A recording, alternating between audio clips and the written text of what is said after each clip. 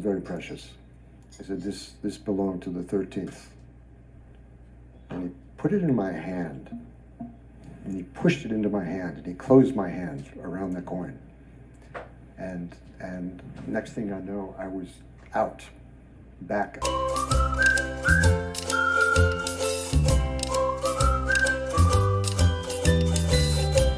How you really got into political activism for Tibet, and who influenced you? It was His Holiness. His Holiness grabbed me and said, I remember it was in Bodh and I, of course, when you start to get involved with the Tibetans, you understand a bit of their history anyhow, and certainly you know their present situation as exiles and the present situation inside of Tibet. But I remember being in Bodh and I was actually on the way to the train and leaving Bodh and one of His Holiness's attendants came to me and said, His Holiness would like to see you.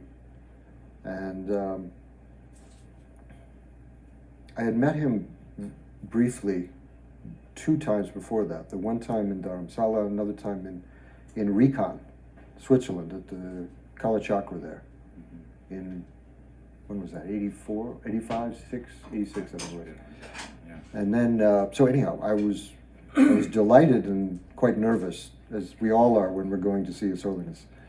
And so I came into his rooms on the 2nd floor of the Gompa there. And I remember him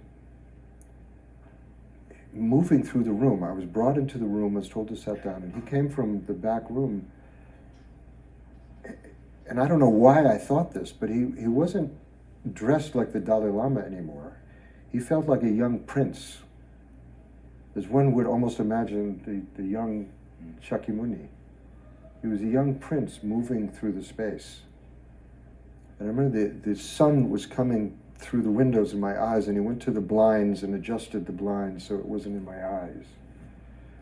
And we sat down and he talked for quite some time, but the gist of what he was saying to me is, we Tibetans, we need our friends in the West. We can't do this by ourselves. We need friends. And he said, will you be our friend? Okay. It's very emotional for me. Yeah. So I said, of course I'll be your friend. And I remember he took a coin, and a gold coin, he said, this is very precious. He said, this belonged to the 13th. And he put it in my hand, and he pushed it into my hand, and he closed my hand around the coin. And next thing I know, I was out, back outside of the big doors of the Gompa. And Chungla Ratu Rinpoche, who had brought me there, was waiting there. And he took me to a side room, and he could see that I was quite emotional about this experience. And I opened my hand, and there was a coin there, and he said, did His Holiness give it to you with his own hand?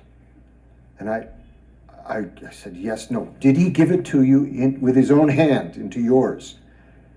And I said, yes. And he said, ah. And he went and he got some beautiful fabric. I remember this so clearly. And he opened the fabric, he took the coin and he put it in the fabric. And he spent maybe 10 minutes wrapping up this coin perfectly.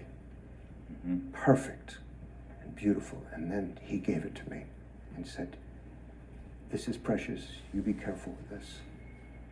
And of course I still have that.